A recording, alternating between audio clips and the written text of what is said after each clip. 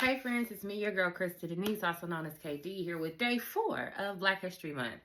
Yo, I'm super excited about today's submission because this is someone we do not hear about. I honestly just learned about this person a couple years back. I'll say like 2019, 2020 is when I learned about this person and their amazing contributions to Black history. And I was immediately like, yo, more people need to know about them because what they did was epically amazing, and it's something we should really be learning from and doing right now, especially kind of in the times that we live in, right?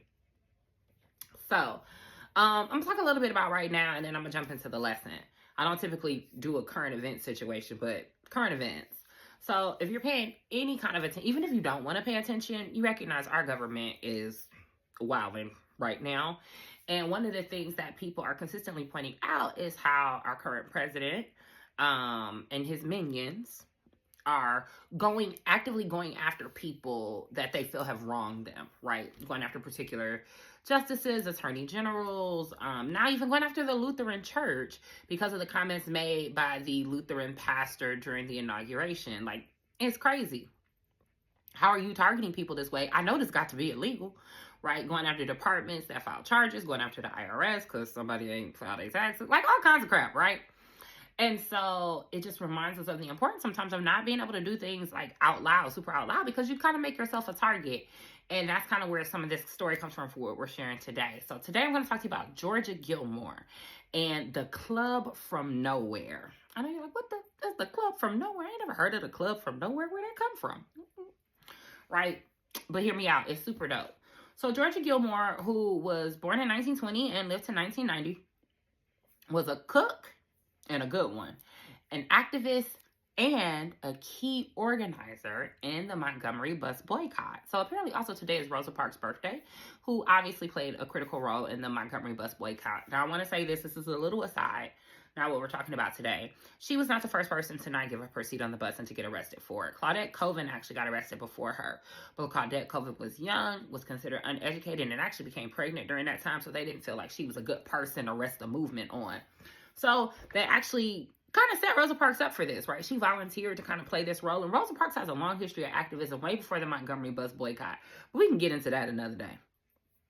And, you know, so she refused to give her receipt. She gets arrested, and now it's the catalyst for the Montgomery Bus Boycott, right? So the Montgomery Bus Boycott lasted from 1955 to 1956.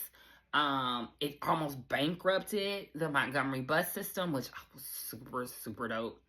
And the movement had some very public leaders like Dr. Martin Luther King Jr., but there were some very private leaders in the Montgomery Bus Boycott, and they were actually critical to sustaining the movement and keeping the boycott going, right? Because although Black people were boycotting the bus system, folks still needed transportation, right? They still needed to get to work, to grocery shops, to see their family and friends, to do whatever it was they needed to do. And although they weren't using the buses, it was like, well, how are we supposed to get around? Everybody don't have money for a taxi, right? And so Georgia Gilmore and her crew, the Club from Nowhere, they were very, very quiet leaders in the movement, and they did a lot of grassroots fundraising efforts that helped to sustain the boycott for the extended period of time that it went on for everyday people. And it helped us to know that everyday people, especially Black women, okay, shout out to the 92%, were the backbone of the civil rights struggle, right? So here, let's get into the story. After Rosa Parks' arrest in December of 1955, Montgomery's Black community, led by Dr. King, launched a citywide bus boycott to protest segregation. Many Black residents relied on public transportation, though, and had to use it to get to where they needed to go. So the boycott required both financial and logistical support to help people to still get to work and to maintain the movement.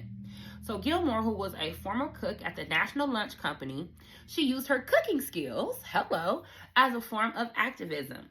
She organized a secret network of Black women, and it was called the Club from Nowhere. And what they did is they cooked and they sold food, namely pies, in a lot of instances to raise money for the movement. And the name allowed them to operate discreetly, okay? So they didn't know who was doing what, so people couldn't be retaliated against. And so that prevented retaliation from white supremacists or employers who might fire them for supporting the boycott. So let's kind of dig into it a little bit, what she was able to do. One, the Club from Nowhere raised tons of money to support alternative transportation for boycotters. So this included paying for gas, paying for car repairs, paying wages for drivers in their system that they developed to sustain the movement, and even purchasing vehicles.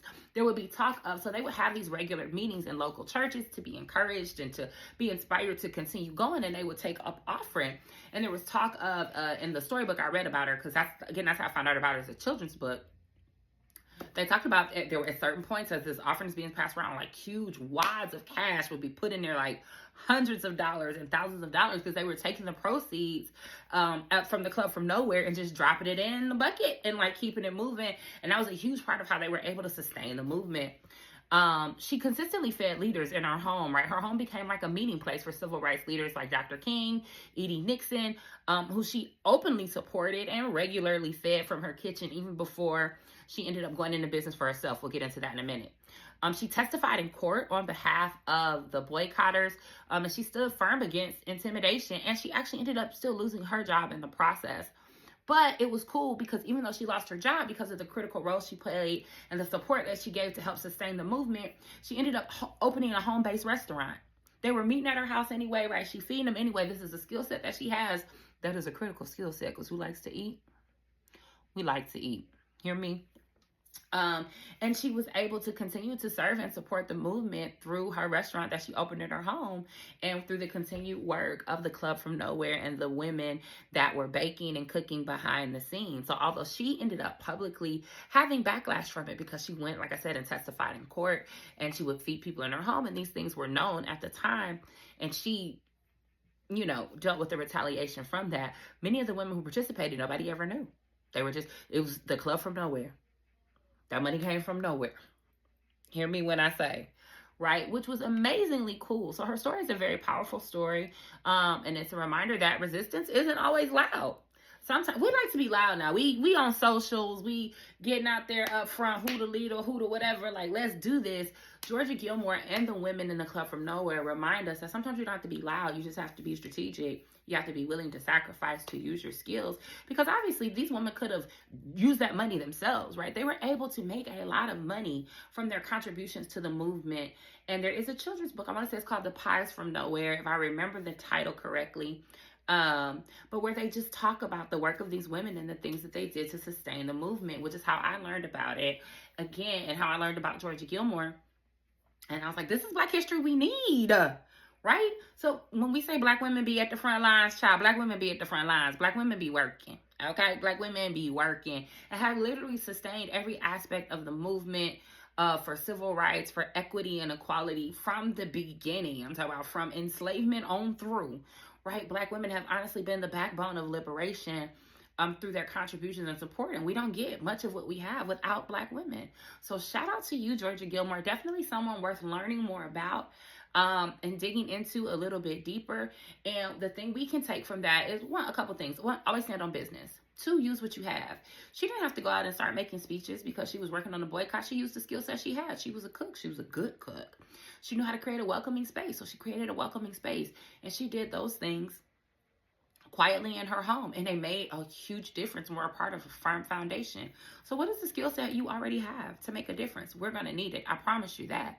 And it may not seem like it's directly in line with what we need, but I promise you, if you begin offering your skills and you focus it on what you already have to give, and you give it fully and freely, there is a way to use it to sustain the many movements that are going to come out of this time period. Because while we are in some tumultuous times, again, we in unprecedented times, and I would like some precedent, we are going to need everybody willing to stand up and make a difference in whatever way they can. And everybody doesn't need to be in front of a camera, and everybody doesn't need to be on a mic, but everybody does need to do their part. So step one, figure out your part. Figure out what gifts you have to offer. And then two, give them and give them well, and work together in community, even if you're working quietly, to build a foundation that we can build a movement upon. So happy Black History Month, and shout out to you, Georgia Gilmore, and all of the beautiful women who are part of the Club from Nowhere.